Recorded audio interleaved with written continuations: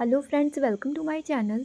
आज के वीडियो में हम लोग देखेंगे टॉन्सिलेक्टमी या फिर टॉन्सिलाइटिस का केयर प्लान। तो ऐसा है कि अगर आप टॉन्सिलाइटिस पे या फिर टॉन्सिलेक्टमी पे केयर प्लान बनाना चाहते हो तो आप एक ही तरह से बना सकते हो, क्योंकि डायग्नोस तो आपका टॉन्सिलाइटिस ही बनेगा। अगर किसी पेशेंट को टॉन्सिलाइटिस यानी कि इन्फ्लामेशन ऑफ टॉन्सिल्स है तो फिर उसका जो सर्जरी है उसका नाम होता है टॉन्सिलेक्टमी, रिमूव करना पड़ता है। अभी मैं आपको टॉन्सिलाइटिस कैसे होता है, कैसा दिखता है, वो भी आपको दिखा देती हूँ एक पिक्चर के माध्यम से। तो ये जो पिक है इसको आप देख सकते हो। ये जो है ये आपका नॉर्मल वाला है, माउथ नॉर्मली कैसा होता है। लेकिन टॉन्सिलाइटिस में देखिए पेशेंट के टॉन्सिल्स में कैसे स्वेलिंग हो गई है, दाने दाने हो गए हैं मुंह के अंदर जहाँ पे टॉन्सिल्स होते हैं वहाँ पर। इससे क्या होता है, पेशेंट को एक तो वॉइस की प्रॉब्लम हो जाती है, खाने पीने में भी प्रॉब्लम आती है, दर्द भी होता है और बुखार भी होता है। एक और आपको रियल पिक दिखाती हूँ अब मैं। ये देखिए, थोड़ा अजीब लगेगा देखने में। ये देखिए रियल पिक है ये। तो ये देखिए ऐसा हो जाता है टॉन्सिलाइटिस। मतलब जब ये सीवियर हो जाता है, कंडीशन और ख़राब हो जाती है तो ये प्रॉब्लम ऐसी दिखाई देती है। चलिए अब हम नर्सिंग केयर प्लान देखते हैं कि कैसे आप इसका नर्सिंग केयर प्लान बनाओगे। तो as you all know very well कि बायोडाटा पेशेंट का आपको सबसे पहले लिखना है, जैसे कि इसमें बताया गया है पेशेंट का बायोडाटा। पेशेंट का डायग्नोसिस जो है टॉन्सिलाइटिस यहाँ पे लिख लीजिए, और यहाँ पर आप जब सर्जरी लिखोगे ना, यहाँ पे सर्जरी लिखना तो यहाँ पे टॉन्सिलेक्टमी इधर लिख लेना। डायग्नोसिस में टॉन्सिलाइटिस, सर्जरी में टॉन्सिलेक्टमी, उसकी डेट वगैरह आप लिख सकते हो, सर्जरी कब हुई है। चीफ कंप्लेंट्स उसकी बतानी है कि क्या क्या उनको कंप्लेंट है, हॉस्पिटल में वो एडमिट हुए हैं तो किस वजह से हुए, जैसे फीवर वगैरह उनको आया होगा, पेन हुआ होगा, और प्रोसीजर टॉन्सिलेक्टमी के लिए वो एडमिट हुए हैं, वॉमिटिंग है, ईयर में पेन है, नेक में पेन है। क्योंकि जो हमारा गला होता है ना, तो हमारा गले की जो ट्यूबिंग्स अंदर से जुड़ी होती है, तो नाक से कान से जुड़ी होती हैं, तो इन सभी को वो अफेक्ट करता है। जब हमें जुकाम भी होता है तो भी आप महसूस करना कि गले में भी खारिश होने लग जाती है, कान में भी दर्द होता है, या फिर अगर गले में दर्द किसी को होता है तो फिर कान में भी दर्द करता है। तो ये अंदर से ट्यूबिंग्स आपस में इंटरकनेक्टेड होती हैं, यानी कि तो उसकी कंप्लेंट्स हम लोग लिखते हैं। फिर इलनेस की हिस्ट्री, जो प्रेजेंट इलनेस है वही उसकी चीफ कंप्लेंट्स है, वो आपको लिख लेनी है। तो स्वेलिंग आ गई है उसके गले में, टंग में भी है, थ्रोट में भी, यानी गले में स्वेलिंग है, दर्द है। पास्ट की हिस्ट्री आप लिखोगे, अगर कोई पास्ट में हिस्ट्री हुई है तो आपको लिखना है, नहीं तो आप नॉट सिग्निफिकेंट लिख सकते हो। ये मत लिखना, आप नॉट सिग्निफिकेंट लिखना इसमें। या फिर जैसे कोई बीमारी उनको रही हो तो आप वो लिख सकते हो पेशेंट को। सर्जरी में उनकी टॉन्सिलेक्टमी की सर्जरी होनी है प्रेजेंट में या फिर हो गई है। पास्ट में कोई सर्जरी हुई होगी तो उस सर्जरी का आप नाम लिख सकते हो, या फिर नहीं हुई है तो आप लिखो कि कोई नॉट सिग्निफिकेंट, इसमें भी आप लिख दोगे। फैमिली हिस्ट्री में फैमिली मेम्बर्स के नेम वगैरह जो आपको बताइए वो सब लिखने होते हैं। फैमिली ट्री बना देना है, और फैमिली ट्री के अंदर ये हमारा पेशेंट है और बाकी ये उनकी फैमिली है। फिर पर्सनल हिस्ट्री में आपको लिखना है कोई बैड हैबिट उनको, जैसे कि स्मोकिंग की, टोबैको की हैबिट होती है ना, तो ऐसी कोई हैबिट है तो आपको लिख लेना है उनको। स्लीपिंग पैटर्न कैसा है, कितनी देर वो सोते हैं, तो स्लीपिंग पैटर्न में वो डिस्टर्ब हो रहा है उनका, क्योंकि उनको टॉन्सिलाइटिस है, जाहिर सी बात है, तो दर्द होता होगा, है ना, खांसी होती होगी। न्यूट्रिशनल स्टेटस, उनका डाइटरी का जो पैटर्न है, कैसा वो डाइट लेते हैं, ये आपको इसमें लिखना है। बाउल एंड ब्लैडर हैबिट में हमारा क्या होता है कि एलिमिनेशन जो होता है, यूरिन और स्टूल, वो आप लिखोगे इसमें। फिर साइकोलॉजिकल स्टेटस के बारे में पेशेंट का लिखना है, कैसा है साइकोलॉजिकल स्टेटस। वैसे ही सोशियो इकोनॉमिक स्टेटस लिखेंगे, इकोनॉमिक स्टेटस इसके अंदर आ जाएगा, उनका इनकम वगैरह के बारे में इसमें आ जाएगा। उसके घर के बारे में आप लिख सकते हो, कैसे घर में वो रहते हैं, कैसी फैमिली, जैसे पुअर होते हैं, रिच है, मिडिल क्लास है, ये सब इसी के अंडर में आता है। यहाँ से फिजिकल एग्जामिनेशन स्टार्ट हो जाता है, तो हेड टू कंप्लीट एग्जामिनेशन आपको करना होता है, जिसमें कि सबसे पहले जनरल अपीयरेंस पेशेंट का आप देखोगे, वाइटल साइंस उसके नोट करोगे, पेशेंट की कितने क्या क्या वाइटल साइंस है, नॉर्मल क्या है। उसके बाद head to foot complete examination आता है, तो वो हम लोग लिखेंगे। ठीक है, थोड़ा सा ब्लर है बट ये इजी है, आप आराम से कर लोगे। आप, मुझे नहीं लगता कि इसमें कोई समझाने वाली ज़रूरत है, मैं बहुत सारी अपनी वीडियोस में ये एक्सप्लेन करती ही हूँ कि फ़िज़िकल एग्जामिनेशन जो है वो कैसे किया जाता है। ठीक है, जहाँ पर भी कोई अबनॉर्मेलिटी आपको लगता है तो आप उसमें लिखोगे। जैसे कि माउथ, ये देखिए मीठा हुआ है, बट आप इसमें लिख सकते हो कि माउथ के अंदर थ्रोट, आप नेक में आप थ्रोट में लिख सकते हो कि स्वेलिंग प्रेजेंट है, पेन है, ये देखिए नेक में।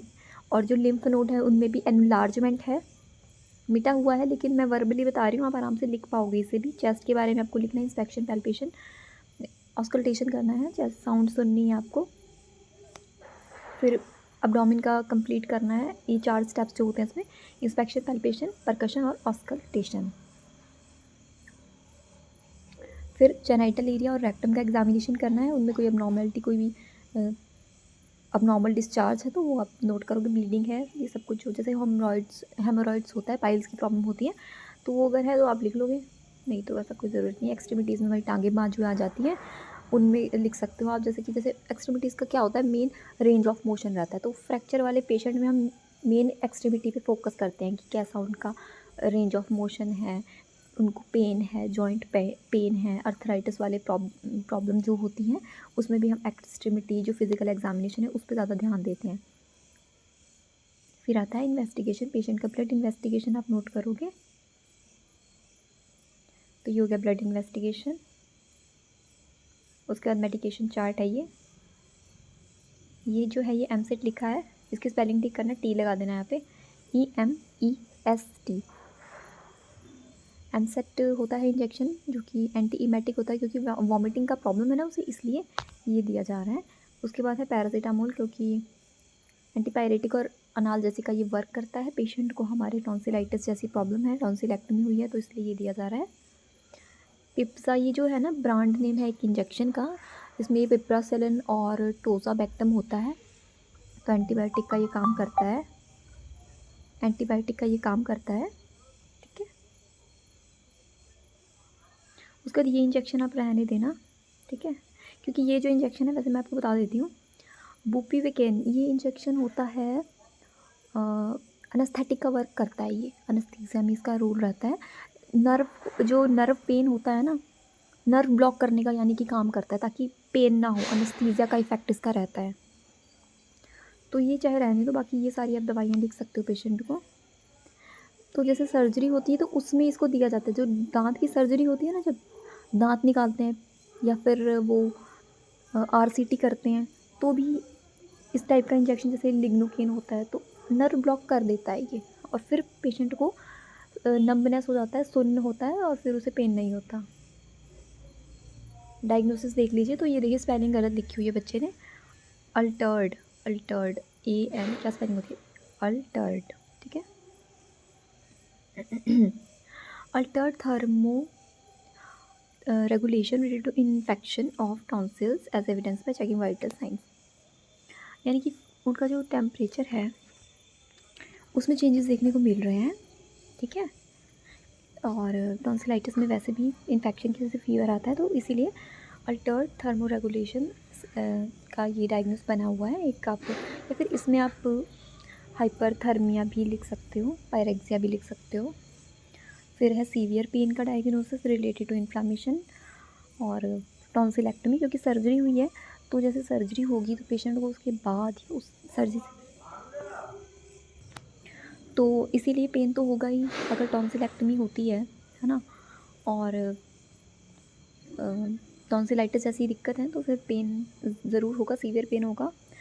न्यूट्रिशन पैटर्न बिल्कुल डिस्टर्ब हो जाएगा, क्योंकि पेशेंट का जो गला है, लिम्फ नोड स्वेल हो चुके हैं, टॉन्सिलाइटिस है, खाने पीने में उसे बहुत ही प्रॉब्लम होगी, तो इसमें मेनली लिक्विड पे पेशेंट को रखा जाता है, नहीं तो फिर अगर वो भी नहीं है तो फिर राइल्स ट्यूब पे। Fluid and electrolyte imbalance related to poor intake diet, तो ये भी होगा ही, क्योंकि पेशेंट जब कुछ खाएगा पिएगा नहीं तो फिर इलेक्ट्रोलाइट इम्बैलेंस हो जाएंगे, और उसके लिए फिर उसे IV फ्लूइड्स के थ्रू ही उसका रिक्वायरमेंट पूरी करनी होगी बॉडी की। Disturb sleeping pattern, acute pain, तो पेन की वजह से पेशेंट का क्या होगा कि स्लीपिंग पैटर्न डिस्टर्ब हो जाएगा, है ना। तो एक ये डायग्नोस आपका हो गया, और ये आप आराम से एक्सप्लेन कर लोगे, मैंने बहुत सी वीडियोज़ में बताया एक्सप्लेन कैसे करते हैं, सब्जेक्टिव डाटा ऑब्जेक्टिव डाटा करके आपको एक्सप्लेन करना है, और फिर डायग्नोस बनाना है, फिर गोल आप सेट करोगे अपना, और इंटरवेंशन करना है, कैसे कैसे प्लान करना है, इंटरवेंशन को एक्शन में लाना है, यानी कि इम्प्लीमेंट करना है, और फिर इवैल्यूएशन करना है। तो अभी काफ़ी सारे डायग्नोस हैं। नॉलेज डेफिसिट का बना सकते हो, डिफ़िकल्टी इन स्वेलोइंग का बना सकते हो क्योंकि इन्फ्लामेशन हो गया है गले में, टॉन्सिलाइटिस है, टॉन्सिलेक्टमी का सर्जरी हुई है, कुछ भी आप इसमें बना सकते हो। टॉन्सिलाइटिस भी लिख सकते हो, टॉन्सिलेक्टमी भी लिख सकते हो। यहाँ पे टॉन्सिलाइटिस लिखना वैसे तो, क्योंकि इन्फ्लामेशन जो हुआ है वो टॉन्सिल का हुआ है, inflammation of the tonsil. Risk for infection related to hospitalization, knowledge deficit का एक डायग्नोस बन गया आपका। टॉन्सिलेक्टमी रिलेटेड टू, ये तो ऐसे बनेगा, ये थोड़ा गलत बनाया गया है। इसमें आप ऐसे बना सकते हो, risk for infection related to tonsillectomy, क्योंकि सर्जरी हुई है तो उसके बाद फर्दर रिस्क इन्फेक्शन का हो सकता है। फिर उसको ऐसे करके आप आगे एक्सप्लेन करोगे। थोड़ा सा इसमें मिस्टेक है। नेक्स्ट है सीवियर पेन का डायग्नोसिस, और उसको भी हमने कंप्लीट एक्सप्लेन किया हुआ है। यहाँ पे देखिए, पेन को आप कैसे कम कर सकते हो।